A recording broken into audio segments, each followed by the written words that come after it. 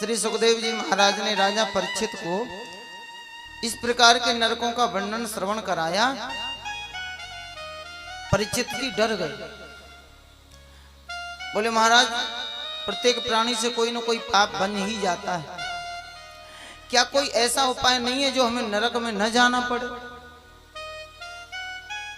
सुखदेव जी बोले राजन, नरकों को तो लोगों के कल्याण के लिए ही बनाया गया है।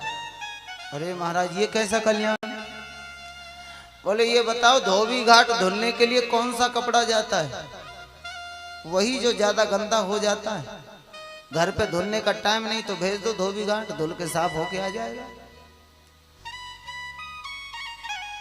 अगर धोबी घाट कपड़ा नहीं भेजना चाहते हैं तो उपाय क्या है?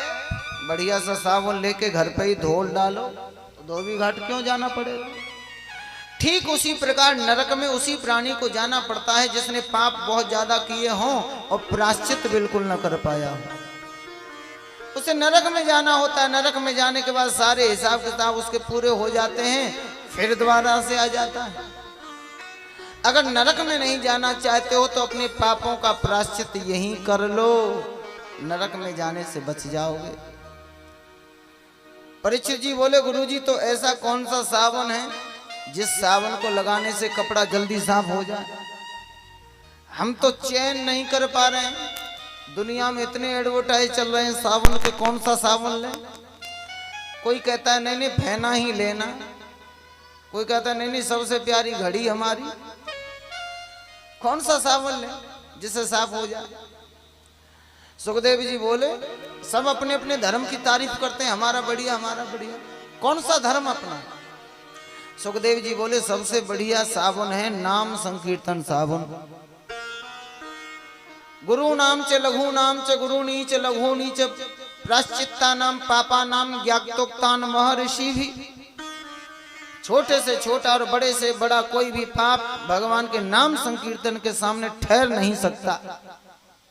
आप नाम संकीर्तन गा करके देखो, सारे पाप नष्ट हो जाएंगे। पहले इस्तेमाल करो और फिर विश्वास करो।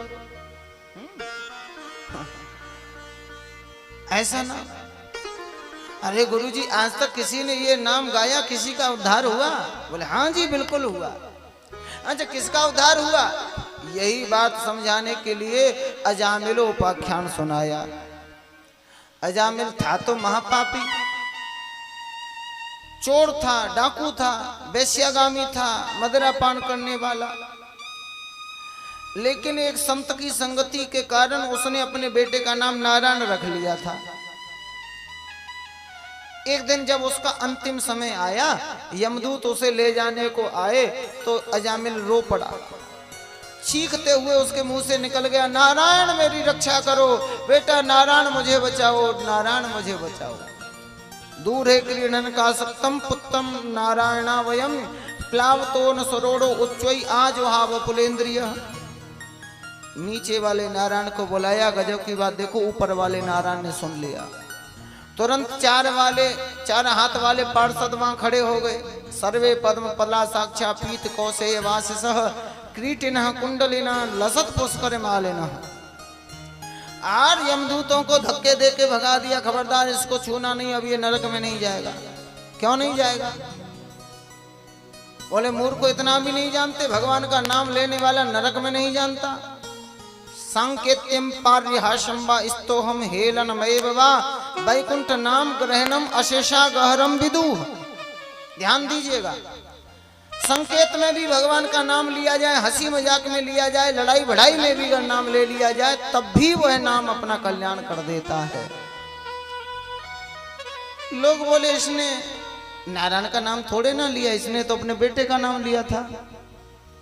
पार्षद बोले इसके बेटे का नाम नारायण कब रखा गया? बोले 5 वर्ष पहले। पार्षद बोले मूर्खो, इसके बेटे का नाम ये 5 वर्ष पहले रखा है और हमारे मालिक का नाम 50,000 करोड़ वर्ष पुराना है, तो नाम किसका माना जाएगा?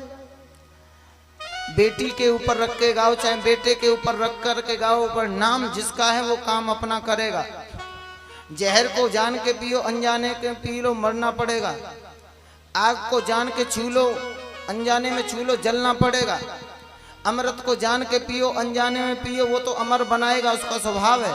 वैसे भगवान के नाम का स्वभाव है, भाए कुम्हाय अनख आलसहु, नाम जपत मंगल दिस दशहु। वो अपना काम करेगा। यमदूतों को मार भगाया। अजामिल ने सोचा आज झूठे को नाम लिया तो मैं नरक में जाने से बच गया, अगर सच्चे को नाम लेने लग जाऊं तो नरक में काहे को जाना पड़ेगा। उसी दिन से अजामिल का कल्याण हो गया, भगवान नाम में लग गया, भगवान के धाम को गया। उधर यमदूतों ने काल दंड पटक दिया। महाराज क्या हुआ, खाली हाथ क्यों लौट के आए? अरे हम लेने गए थे, उसने नारायण को बुलाया, 4 हाथ वाले आए, हमें धक्के देके भगा दिया। ये नारायण कौन है? हमने समझा जगत के आप ही अकेले मालिक हो, लेकिन ये दूसरा मालिक और कौन है? यमराज बोले सुनो, ये हमारे भी मालिक हैं, और ये नाम जो तुमने लिया, इस नाम की बड़ी महिमा है। इस नाम को लेने वाला कभी नरक में नहीं जाता। नारायण नाम की इतनी महिमा। पार्षद बोले तब तो बड़ी समस्या हो गई। यमदूत बोले अब हम किसको पकड़ के लाएं, किसको पकड़ के नहीं लाएं, फैसला कैसे होगा? अब सबने कथा सुन ली है, तो जो लोग समझदार होंगे, होशियार होंगे, अब भूल के भी अपने बेटों का नाम पप्पू, टीटू, पप्पू, सीटू, पीटू ये सब नहीं रखेंगे। क्या रखेंगे? कोई नारायण, कोई गोविंद, कोई गोपाल, कोई राधे श्याम, कोई सीताराम, ऐसे नाम रखेंगे। जब हम उनके बच्चों को लेने जाएंगे, वो कहेगा नारायण आओ, कोई कहेगा गोविंद आओ, कोई कहेगा गोपाल आओ, फिर 4 हाथ वाले आएंगे, फिर हमें धक्का दे के भगाएंगे, तो क्या हम रोज धक्का खाने के ही हो गए? सुनो महाराज, सीधी सीधी सी बात बता दो, हम किसको पकड़ के नरक में लाया करें और किसको पकड़ के नहीं लाया करें? यमराज बोले सीधा सीधा पूछना चाहे तो अपनी अपनी नोटबुक निकालो और उसमें नोट कर लो, किसको नरक में पकड़ के लाना है और किसको पकड़ के नहीं लाना है। आप लोग भी नोट कर लेना, और नोटबुक तो लाते नहीं हो, लेकिन दिमाग में नोट कर लेना किस किस को नरक में जाना होता है, किस किस को नहीं जाना होगा।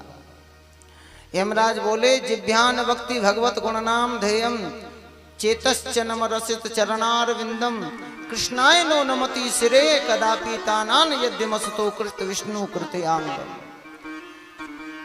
जिभ्यान भक्ति भगवत गुण नाम ध्येयम, जिसकी वाणी भगवान का नाम गुण नहीं ले गाती है ना, उनको पकड़ के नरक में ले आओ। जिनके हाथों से कोई दान पुण्य का कार्य नहीं होता, उन्हें नरक में ले आओ। जो माता पिता की सेवा नहीं करते, उनको नरक में ले आओ।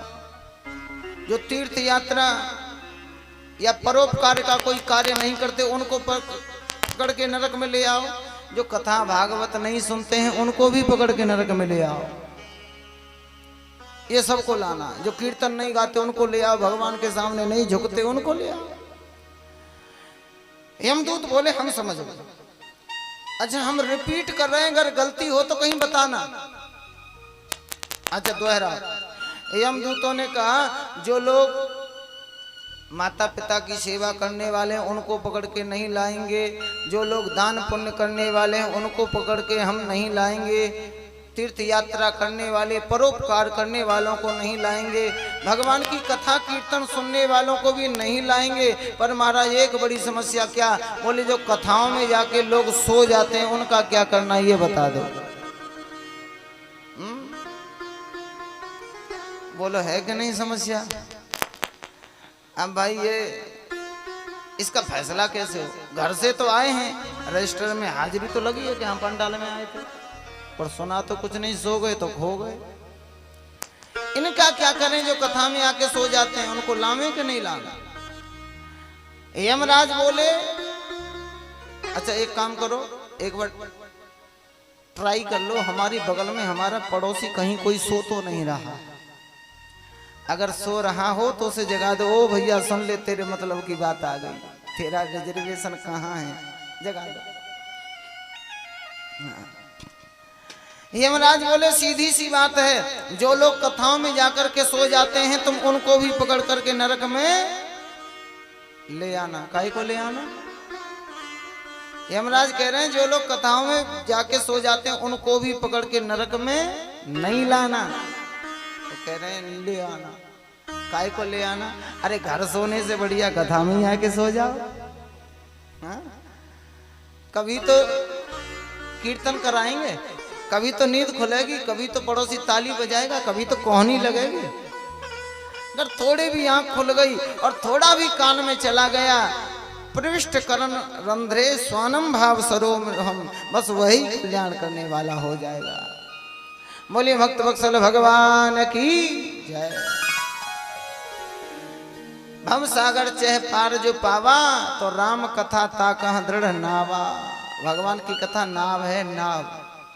अच्छा, नाव में बैठ के कोई आदमी सो जाए तो क्या नाव चलाने वाला ये कहता है कि तुम उतर जाओ, तुम्हें नहीं ले जाएंगे? नहीं कहता। वो अभी वहीं जाके उतरेगा जहाँ जगने वाले उतरेंगे। पर इसका मतलब ये मत निकालने ना कि अब कथा में आके सोना ही है। गलती से नींद आ जाए तब है, उल्टा ही मतलब निकाल लो, कथा में जाके सो जाओ, अब क्या है, छूट मिल गई।